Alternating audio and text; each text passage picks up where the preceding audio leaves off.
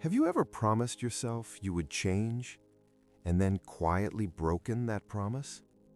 You said, "Tomorrow I'll wake up early.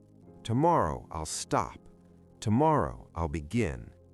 But tomorrow came and nothing changed.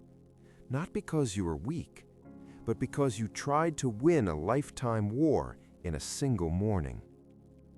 Long ago, there was a warrior who understood this mistake. He had strength in his arms, steel in his hands, discipline in battle. Yet he could not defeat one enemy, himself. And the battle that changed his life began with something so small, no one would have taken it seriously. He was known for bravery, but bravery in battle is different from bravery in solitude. Each evening he returned from training, sat by the lake, and told himself, "Tomorrow I will become better." Tomorrow he would train harder. Tomorrow he would control his anger. Tomorrow he would rise before sunrise. Tomorrow he would stop drinking so heavily with the other soldiers.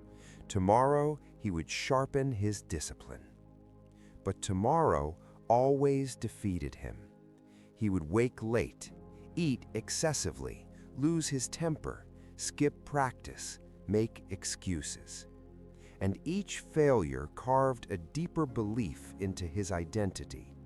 I lack discipline. Not loudly, not dramatically, but quietly. And that is how most men are defeated, not by swords, but by the story they tell themselves. One evening, as he sat by the water staring at his reflection, an old monk approached. The monk looked at the warrior's sword and said, "You polish your blade every day. Why do you not polish your character?" The warrior answered honestly, "I try, I fail." The monk nodded. "You fail because you try to lift mountains instead of lifting pebbles." The monk gave him a strange instruction. "Tomorrow, when you wake, stand up immediately. Do nothing else, just stand." The warrior frowned. "That is too easy." "Exactly," said the monk. The next morning, the warrior opened his eyes. He wanted to roll over. He wanted 5 more minutes. He wanted comfort. But he remembered the monk's words, and he stood. That was all. No long workout, no cold river plunge, no extreme discipline ritual. Just standing up. The next day, he did it again, and again. For 14 days, his only mission was this: stand up immediately when you wake. No excuses, no negotiations. After 2 weeks, something invisible had changed. He trusted himself slightly more, not because he became powerful, but because he kept a promise. And self-trust is the foundation of discipline.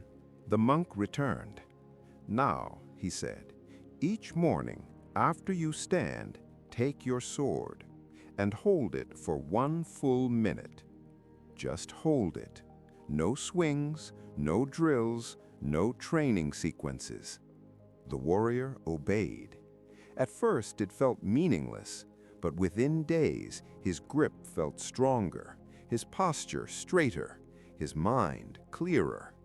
He began waking before the sun, not because he forced himself, but because he expected the ritual.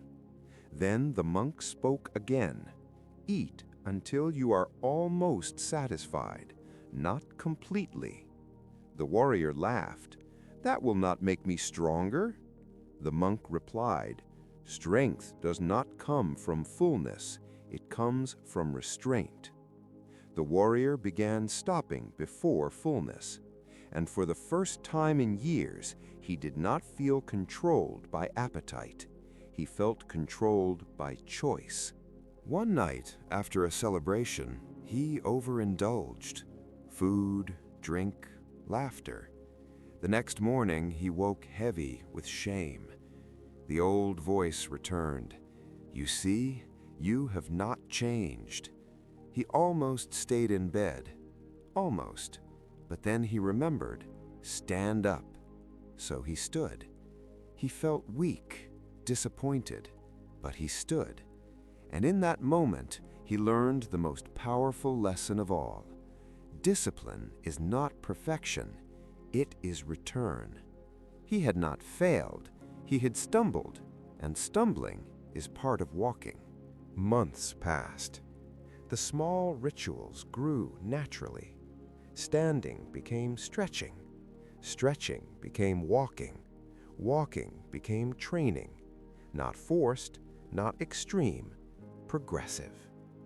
One evening, as he trained near the lake, a young boy approached. "Teach me," the boy asked. The warrior hesitated. "I am still mastering myself." The boy replied, "That is why I trust you." And suddenly the warrior understood. His discipline was not about strength, it was about example. His purpose was not personal glory, it was to become someone others could rely on. And purpose fuels consistency more than motivation ever can. Motivation fades, purpose anchors. From that day forward, when he felt lazy, he remembered the boy watching him. When he felt tempted, he remembered the eyes of those learning from him. His identity shifted. He was no longer a man trying to be disciplined. He was a disciplined man. And when identity changes, behavior follows. Years later, the warrior summarized what he learned into 5 laws. 1. Begin smaller than your pride allows. Ego wants dramatic change. Wisdom wants sustainable change. 2. Win the first minute of your day. Morning promises shape identity. 3. Stop before excess, whether food, anger, pleasure, or pride. 4. When you fall, return immediately. Delay turns mistakes into defeat. 5. Attach your discipline to purpose. Without meaning, habits collapse. He became stronger, calmer, more respected. But if you asked him what changed his life, he would not say the sword, the training, the diet, the meditation. He would say, the morning I chose to stand. You do not lack discipline. You lack a system that respects your humanity. You are trying to leap mountains. Instead, lift one pebble. Tomorrow morning, choose something so small it feels almost foolish. Stand immediately. Drink water. Make your bed. Walk to the gate. 1 page of reading. 1 minute of stillness. 14 days. Nothing more. Do not transform your life. Prove to yourself that you can keep a promise. Because the man who keeps small promises eventually becomes the man who can keep any promise. The greatest warrior is not the one who wins battles. It is the one who masters the smallest decision every single day. The lake does not rush. The stone does not hurry. The sun does not skip a dawn. And yet, everything changes, one morning at a time.